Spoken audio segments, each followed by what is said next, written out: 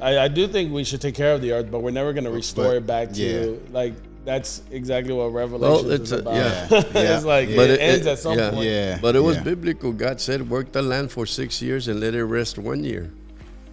You know. Yeah, we forever working the land. And you know while they did that, the land was that 1 year it was recuperating. Then all of a sudden there was no more resting for the land. You know, start working it, and they worked it 7 years, seven more, and all that, like we do now.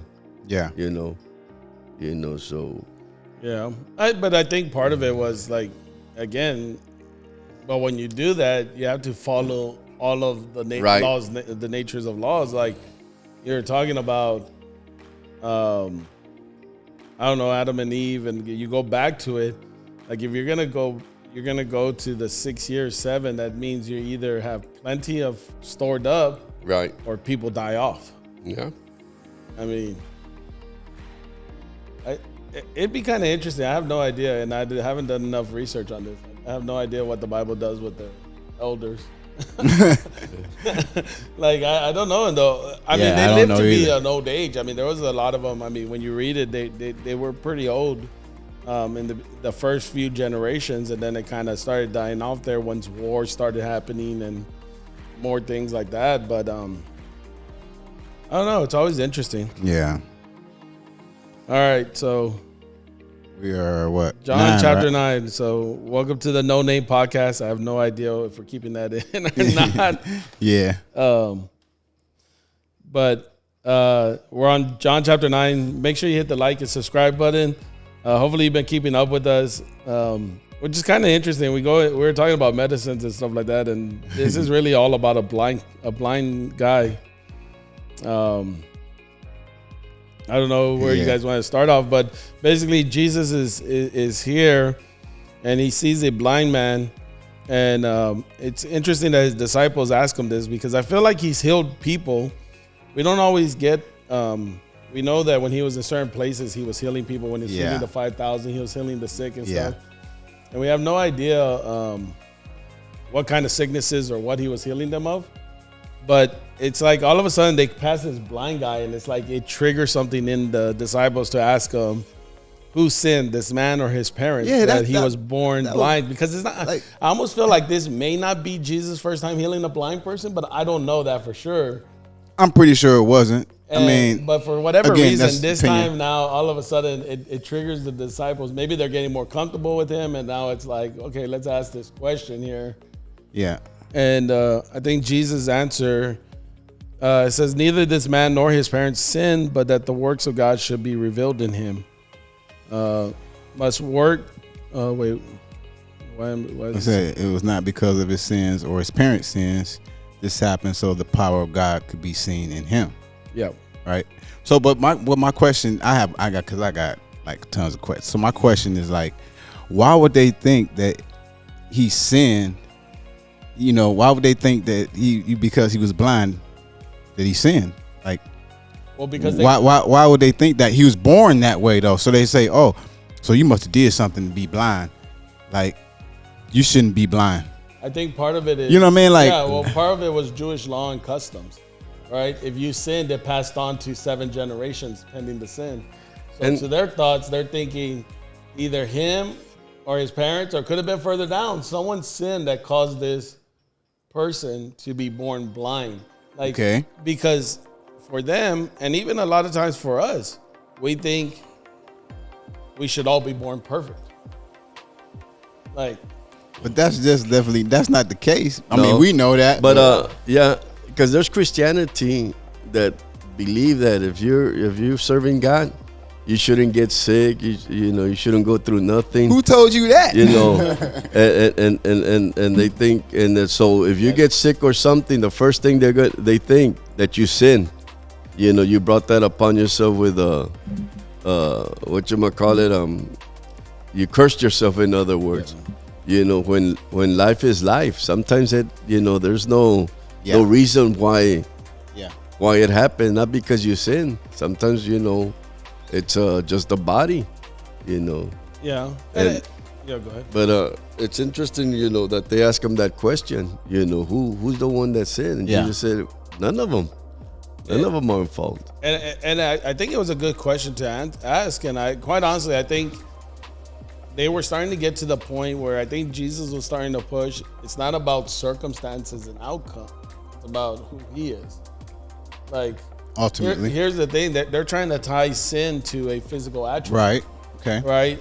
And a lot of times, even now, we sometimes will do that. Right. And I think kind of the example you gave, you got sick, you lose your job, bad things happen to you. Well, you must have sinned. You must have done something.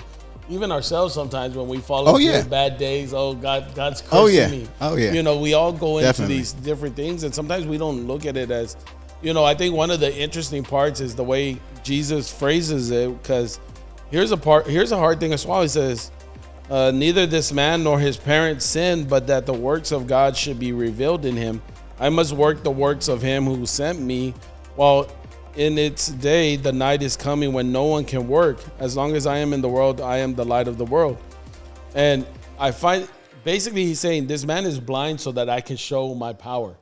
Right. Like, I don't know how old he is, but he's old enough. So he's older than probably 17 or 18. I don't know. I should have looked this up and I didn't. I don't know on Jewish customs when you're of age. And I know they typically do the, what were those things called? Was it bar mitzvah? The bar mitzvah around 13, or 13 or 15, I think. Okay. I think it's 15. Yeah. They do it around that time. And I don't know if at that point you're considered an adult. I think that's what it's supposed to be. But the reason I say that is because if you jump down further into the scriptures, when the Pharisees are questioning his parents, what they say is he's of age. Your age, right. You can Ask talk him. to Yeah. So he's been blind for a while. Yeah. So it's not like he's a kid. He's been blind for many years. And when they ask him this question, he's basically saying he's blind so that I can reveal my power. Now, that's a hard pill to swallow when you look at it. A lot of people just look at it and they see the miracle and they go past that. But sometimes God puts us in things so that he can reveal his power through us. And it's not always by a healing. Like for this incident, it was a healing. There's some people who, you know, become blind, become sick, become these things. And God's not going to heal them of their blindness, but he's going to give them the strength to go through it, give them the faith and the encouragement and things like that. And I think that's one of the things that Jesus was showing here. Like with this man, he's giving them a healing. Right.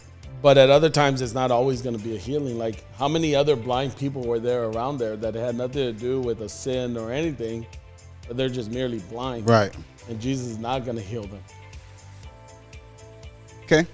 So then what do you think when you say, okay, so you said the night is coming and then no one can work. But while I'm here in the world, I am the light of the world. Like, I think what do you think? Like, cause my thinking was like, okay, like, you know, Jesus was there to show people like, hey, look, I'm God in the flesh and I'm here to show you guys, like, I'm an example. This is how you should be living your life. Like, you know, but eventually, you know, I'm gonna be gone, you know, and while I'm gone, it's gonna be a bunch of darkness in the world.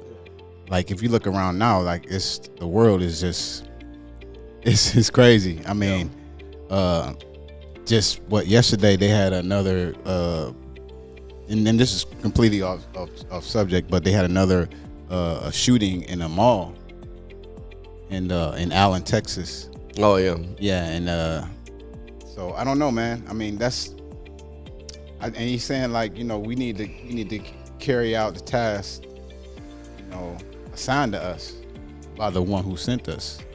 So that means, like, I'm thinking like, you know what? If we accept Jesus in our life, then we need to go out and share it with other people. Like, that's what I kind of got from that when I read that. I kind of got. So I was listening to it when I was driving in yesterday morning, and I got two things from it. And I think sometimes we read these and we think there's just one meaning to it. And I agree to what you're saying. I do think it tells us that we're supposed to be doing the work. In other words, spreading the gospel and things like that until he comes. I do think there's a part, if you read of it, and again, let me cautious what I'm about to say. Like, I do believe in miracles. I do believe in certain things. I do believe God moves still, and definitely. But I do believe it's more limited than when Christ was around, because Christ was God in the flesh. He had a power that supersedes any human power. Correct. because when you're Totally talking agree. about this, you can go and have someone do some surgeries now that help restore sight. You can do all these different things. Okay. But when you're talking about someone who, like, this is not someone clearing someone's sinuses. This is not someone. This is literally taking a physical disability Yeah. and And creating. creating. it. So you're manipulating the body. Like, to me, that's a miracle. When you can manipulate the body in that sense, where there's no medical evidence around, like, that's a miracle. Okay. You taking Tylenol or getting a surgery and being healed, that's That's- still a work from God. Yeah. But I wouldn't classify it as a Miracle. Right. And so when I see this, I see it as there's certain works that are going to be done when he's around, and then when he's gone, those works don't happen the same way. Like, you're not going to see people walking around on water. You're not seeing anyone going and controlling the storms and saying, rain cease, and it stops. You're not seeing anyone go and rise someone from the dead. splitting a river, like boom. Yeah. You know, right? I got you. You Yeah. know, well, that was done before Christ, right? But Right. I'm talking about during Christ's time, what Okay. he did. Like, he manipulated physics, the anatomy. Like, he manipulated things in this world, like, that only a creator could manipulate. Mm-hmm. Like, us as creations cannot manipulate that. Yeah. Like, we try to Oh recreate yeah. certain Just things. like when he healed the guy's ear, when yeah. Peter, yeah. So he's manipulating Yeah. things that only a creator can manipulate. Like, Yeah. if I cut off your ear right now, It's gonna be cut off. we could take it and go get surgery Right. and stuff, but but he's manipulating something that only a creator can manipulate. Got you. And I think that's one of the things that sometimes we miss. But too, remember, night means a lot of things. Night can mean death. Night can mean the coming of Christ, when Okay. he comes. Because after him, the Bible says the Holy Spirit ain't going to be around. Yep. So there's not going to be no more be- miracles, no Right. nothing. And right now, for us, I believe, like, as long as we're healthy, as long as we can function, we're supposed to minister to people, tell them about the word. Because Okay. one day, our life is going to expire. Okay. Yeah. Right. Right. And that's why I think And it's you're not going to be able to do the works. and that's why I think it means both. I Yeah. think when we look at it for us, That- that's that- a piece of it. that's why, the scripture ministers to people differently. It has the same meaning, but we're all going to see it a different way. See, like us three, God's going to show us the same thing, but in different angles, Okay. So it doesn't mean one is right and the other is wrong. It just means that that's the way God is showing you. Because you remember the four Gospels? They all see it differently. Even though they look similarity, but there's a lot of differences Right. in it, because that's the way God was showing them what that meant to them, and the night can be a lot of things. I just believe, because he's saying that, that he must work the works of him who sent me while it's day. In other words, he knew too that his time wasn't going to be here long. yeah. Right. He knew that one day he had to die. So once God gave him the permission to take off, he started doing, because he knew his time was limited. Yeah. And he had to do whatever destiny God had for him. Well, I think, and that's why I think part of it, when you're referencing it to him, I think I agree that night means his death. Like, his death's coming when no one can work. Like, you have to remember, like, there's a part where he gives the disciples the authority to go. Remember, he Right. sends them out 2 by 2? Right. And he gave them the authority to do miracles. Yeah. Now, I don't know if that authority is revocable or not, or what kind of miracles, because they don't go into it. And that's what I'm saying. Like, there's certain times, because I think even in Acts, there's a part where there's a blind man, and Peter heals him, Yeah. right? Or is he lame? Is he lame or blind? There was one that was lame in the temple. Yeah, okay, so he was lame, right? And Peter heals him. And I think there's certain, again, I think we can go down a crazy road but it's just kind of interesting on what works he's referencing, right? Because I think in part he's referencing to himself, and then to your point, like his death. But then there's also our time where the night's coming, where it references, I think, two things: our death or his second coming. Yeah. Because there's a point where his, if you get into the Revelations and the second coming and all that stuff and tribulations, there's that piece there. I do find it like with this one, he spits on the ground and makes clay. And it's just kind of interesting that he does that. Yeah, because he could have asked somebody for some water or something. Yeah. Or just pray over him. And Yeah. heal him. Or You just know. put his hands on Yeah. him, or Yeah. Well, but to me, this is again why I think this is such a miracle, and it's again the Creator, because you remember we believe in the Trinity, so there's God, the Father, the Son, and the Holy Spirit, and he's taking the canvas that he used to create the original to fix the issue. So it's almost like taking an eraser and erasing it and then redrawing with a pencil. Like he's using the same medium that he used before. He used dirt to form man, dust. and he's using dirt again to heal them. I don't know. To me, that's the connection I draw from it. Now, That's a pretty good analogy. I mean, I've seen some people, and I can't remember, and I'm getting confused with this because I was thinking about this. There was a guy that was preaching that got overly excited. And I don't know if he was trying to heal someone What or did he he was get just overly using an excited for? example. What? Well, he was talking about, I think, this miracle or one of the, because I can't remember if there's another miracle where Jesus spits on his hands and goes on the eyes. I think it might just be one. And he does it to this guy, like he spits in his hand and he does it to this guy. Like he later had to walk it back and say, hey, I just got overly excited. oh, But it was just kind of interesting because Yeah. sometimes we'll go overboard and we're thinking, okay, I'm like Jesus. Let me spit Let me- on the dirt and let me, it's not always going to work Yeah, that way. right. Like God works in his own mysterious ways, and I think for whatever reason, when Jesus did this, I think one of the things when it comes to praying with people and praying for miracles or deliverance or whatever you may want to call it, right? When you're going to that, I think one of the key things is you got to be connected with God. And he's going to tell you how you're supposed to do it or what you're supposed to do. There has to be that connection. I think sometimes we just pray for people and there's no connection with God, and we might in our heart because they're a loved one or we know them or whatever, we really want them to be healed, and so we're praying for this, but we're not connected with God because here Jesus is, he is connected with the Father. And so for whatever reason, this was their design, to spit in the ground, make this clay and put it on his eyes. And then they tell him to go wash off. And I think sometimes when we're not connected with God and we just pray out of emotion, then we mislead the prayer sometimes. Like sometimes like people are just praying to, there's different people because that's their belief, or even when you're praying for a loved one, you want God to just heal and do it your way. And you're praying out of emotion instead of being connected with God, where God may be saying, you know what, it is this time for this person to go. And that's what you need to pray, is for the peace to allow them to go. yeah. I learned that. I learned that from Pastor that that when you pray for people, because people they look at you and say, oh, you can pray and I believe. I'm like, well, don't be looking at me like, you know what? I've learned that what pastors say is that you need to pray for God's will to be done, and that's just what it's going to be.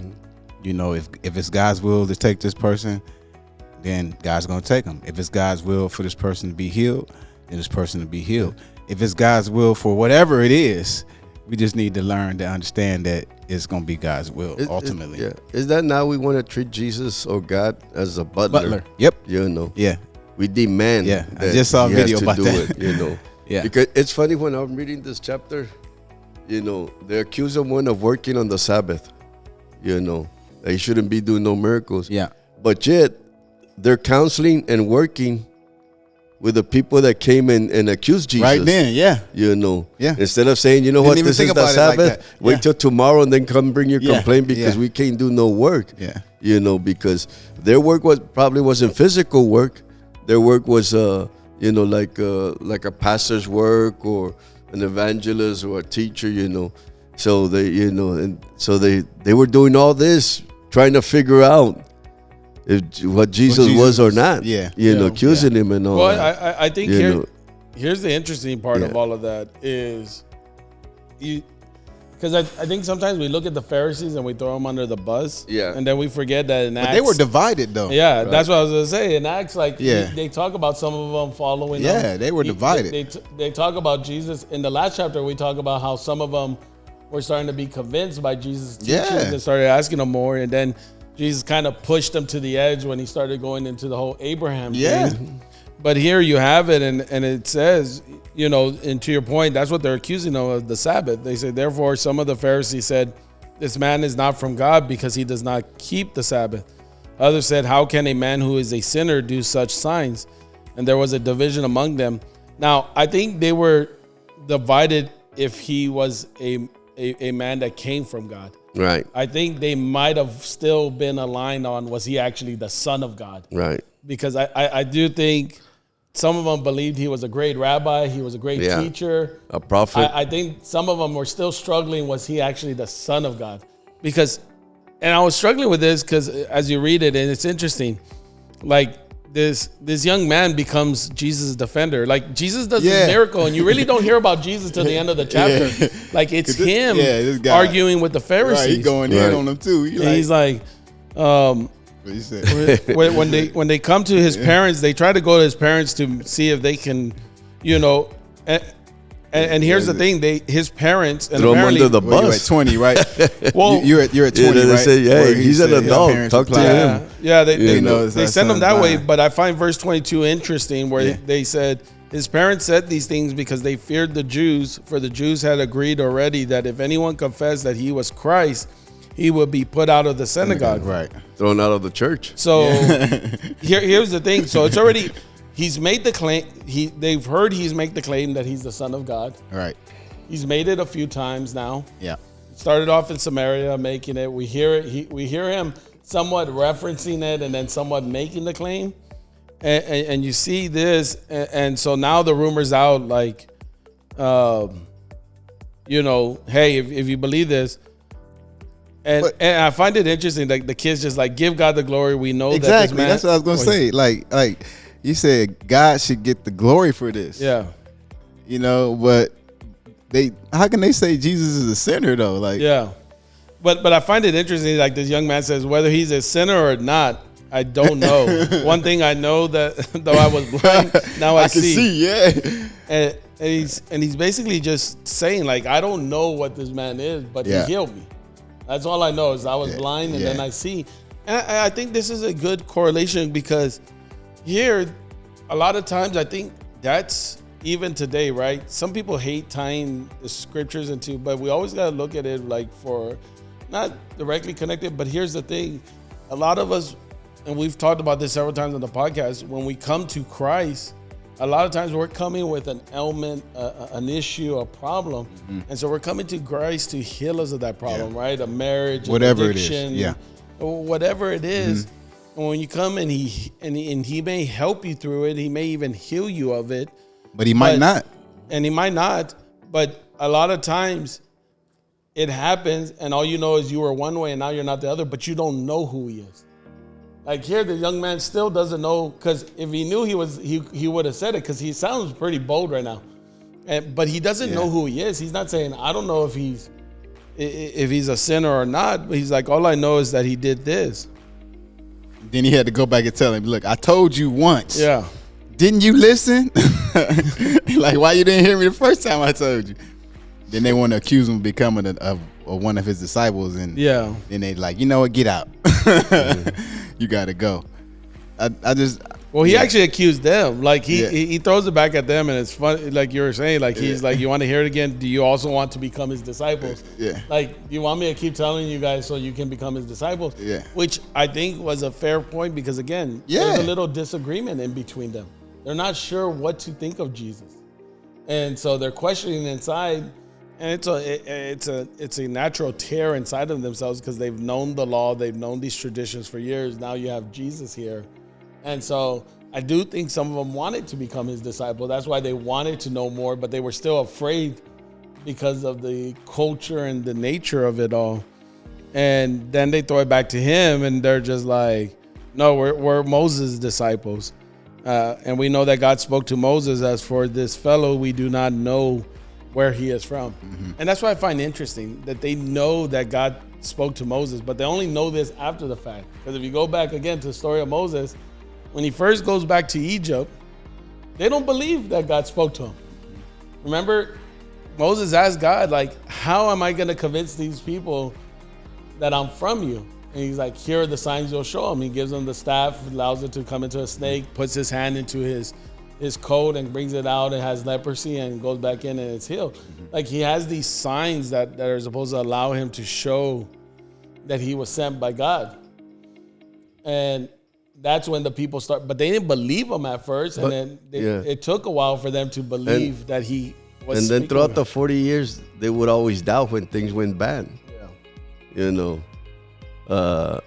When they were in the desert and they found out that, what's his name, Pharaoh, was following him with his soldiers. Yeah. And he told them, you see, he brought us for us to die in the desert, to be killed in the desert. You see, so every time that something bad, they forgot what God was doing, And it's weird that they say that they would hear from Moses because Moses heard from God. Mm-hmm. And they couldn't accept Jesus when Moses talked about Jesus too, I think, during his time. Because through the whole Old Testament, it all pointed to Jesus. See, but he didn't come the way that it was predicted, you know. Jesus, everything went against the prediction of the way he was supposed to come in a white horse and conquer the world and all this. Yep. He came and was born in a manger and all that. But I like what this man said. What does it matter? Yeah, he healed me. I mean, God healed me. I'm healed. That's what matters. Yeah, And I like when he said, and then you brought it. You guys want to become his disciple? Is that what that is? Yeah. And it's true, that we always bring down the Pharisees and the Sadducees, but among them there were good people, because they were divided here. They were divided in what really was going on. Yeah. Not all of them were criticizing. They saw the miracle. They saw this man that was changed.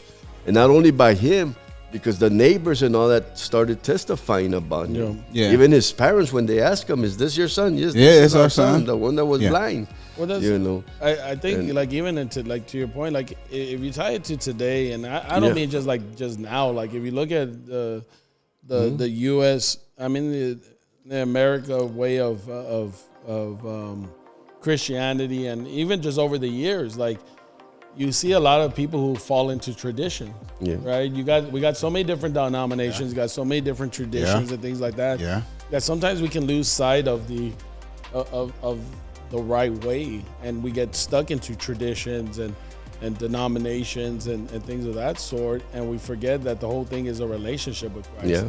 And we get and so sometimes we can become totally. See, a lot of times people compare the Pharisees to people who just followed the law, and in theory that is the definition. It was a very person that followed the law. Yeah.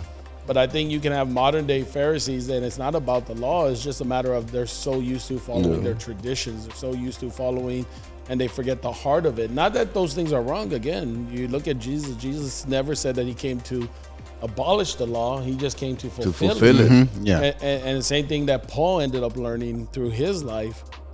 But I think, like I said, you get used to having traditions, and you had to look at it like even Peter in Acts. He gets into a part where Paul corrects him, and it wasn't about being a Pharisee. He was just following Jewish traditions that he wouldn't hang out with Gentiles. It wasn't really a Pharisee type law. It was just that was his traditions, and he had to learn to get out of those things. And the young man's response that gets him kicked out, I find interesting when he says, "Why this is a marvelous thing that you do not know where he is from, yet he has opened my eyes. Now we know that God does not hear sinners, but if anyone is a worshiper of God and does his will, he hears him. So since the world began..." Who's this talking? This is the man, the blind man. Okay. And he's telling the Pharisees, since the world began, it has been unheard of that anyone opened the eyes of one who was born blind. If this man was not from God, who could? Yeah. He could do nothing. And so he's already throwing back just common sense to them. He's saying, look, you guys are struggling in between yourself on whether he's a sinner or not because he did this miracle. You can't deny the miracle. You're mad that he did it on the Sabbath. But beyond that, how can he be a sinner if God's allowing him to do this? Because no one's ever been healed who was born blind. Yeah. And they kick him out. And then again, Jesus shows up. This whole chapter has been about this this This man. guy, yeah. Jesus heals him, sends him away. Then this man is like in this place having to, it's almost defend his miracle. Yeah. And Jesus comes to him. He says, Jesus heard that he was cast out. And when he found him, he said, do you believe in the Son of God?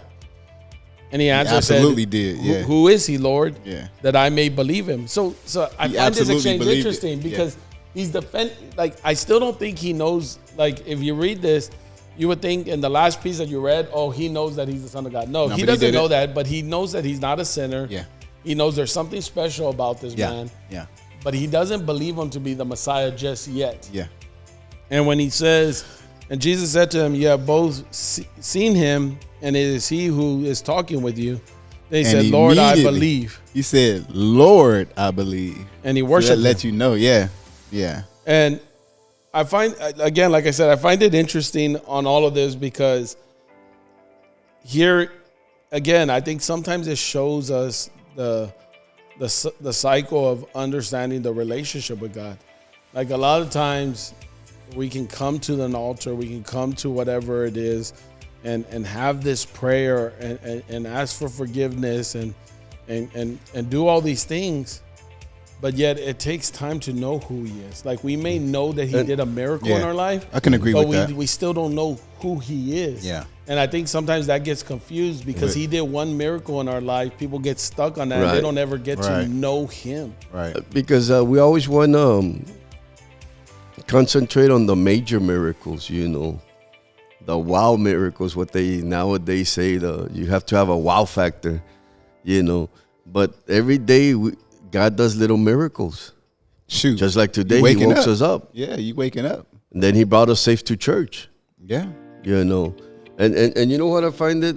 That this man, you know, I was trying to see in the first couple of verses, he never asked Jesus to heal him. The disciples were having a conversation, you know, Yeah. and Jesus just spat in the ground and made clay and put it on his eyes and told him to go to the river or lake or whatever it is Yeah. to wash it off. Yeah. And he started seeing. You see, it's like when I've always said, we didn't find God. God found us. Oh, You yeah. know, some of them want to know nothing about God. And then after he started seeing, he didn't care really who he was. All he knew that, man, he's I seeing can for see, the first yeah, time. right. He doesn't want to argue about Right. what was right or wrong. I can see the sky. I can see people. Yeah, I can see yeah. this. It was something miraculous for him. Yeah. You know, and but he was brought into the battle. Yeah. You know, and that's why he said, I don't know. All I know that, he's not a sinner Yeah. and he healed me. Yeah. You know, that's all I know. And then it's Everything like else said- you guys want, I can't answer Yeah. And you. then Jesus came you to know. him, and that's when he knew. And, You know what I mean? and going back, like Tony was saying, look, I've always believed, because sometimes there's a word I've always hated since I got saved, is that word unique.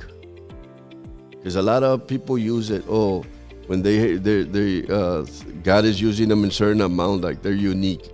You know, I remember an organization I belonged to. Oh, we're unique because we thought they made us believe we were the only one working with drug addicts and gang members in the streets and all that. With time, I started meeting people from different churches, major churches, different religions, and all that were doing the same thing. And a lot of them were course. getting saved in whatever they believed, but they believed in Christ. It was just hard for them to, separate. But they had a relationship with God, and because in reality, the Bible says we're brothers and sisters in Christ. Not, okay, if you belong to this, you're the only ones. No, we're all, and God deals with all of us to have a relationship with Him, and it's sad that today we still fight those, no, if you don't belong to us, you're not part of us, you're not part of, you know what? As long as you have a relationship with God, you're part of God. You're part of Jesus. Yeah. You're part of Him, Now, the beliefs, the what is it, the doctrine, we can fight all day long what we believe or don't believe or what. That's different. And this is what this guy was trying to tell him. forget about right now what you believe, don't believe or not. Let's glorify God. Look at the miracle. He made a miracle. Regardless who he is, just glorify. And he didn't say glorify the man. He said glorify God. That's right. For what he did. Yeah. And that's the way it should be. Forget about it. Let's just glorify God. Forget our differences. Forget our, because even in the church, people will have differences and believe differently. And we're all from the church. God has to deal with us what's right or wrong. Time will, like I've always said, time will tell who's right or wrong. Time never lies. Yeah. But this man just wanted to rejoice in the miracle, rejoice not technically in the politics that was going on at that moment, and then Jesus came and, took over, at the end, right? Yeah. And again, I find it, again, part of this is just the whole relationship, right? Jesus came back when he gets thrown out, and now he's getting to know Jesus, right? He knew Jesus as a miracle worker. Now he's knowing him as the Messiah. Yeah. I guess the Pharisees must have followed them, because to close out, he's like, and Jesus said, for judgment I have come into this world, that those who do not see may see, and those who may see may be made blind. Then some of the Pharisees who were with him heard these words and said to him, are we blind also? And Jesus said to them, if you were blind, you would have no sin. But now you say we see, therefore your sin. That response was like, yeah. So he's basically saying, if you say you're seeing, you're lying.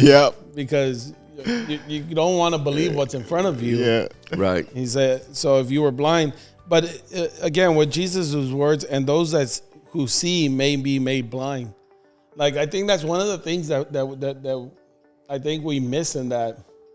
Like, Jesus sometimes has to make us blind to all of what we think we know in order so that he can open our eyes and we can see it through his eyes. Yeah.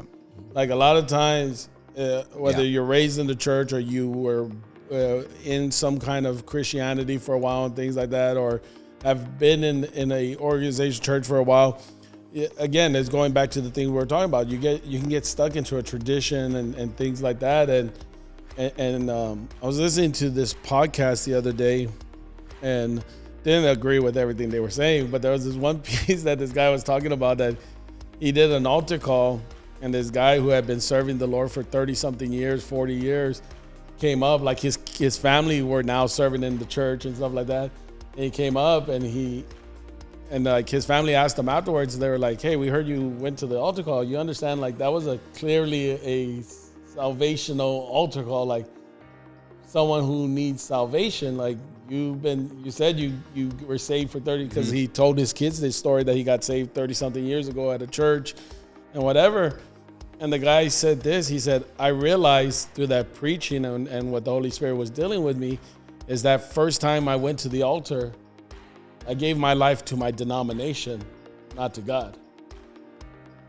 He said, I now realize that I've had somewhat a relationship with God, but never fully, because I gave myself to the denomination. Like, yes, I went and answered the altar call and all this stuff, but I was giving myself to just that denomination and not to God. And I think sometimes God has to make us blind to realize that and come and say, okay, am I truly having a relationship with God, or am I having it for other reasons? Yeah.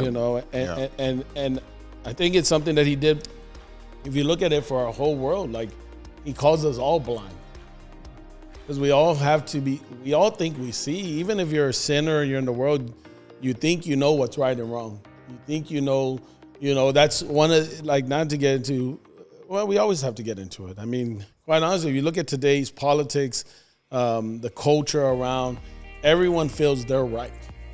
Oh. Right? If you go to the right, they feel they're right. You go to the left, they feel they're right.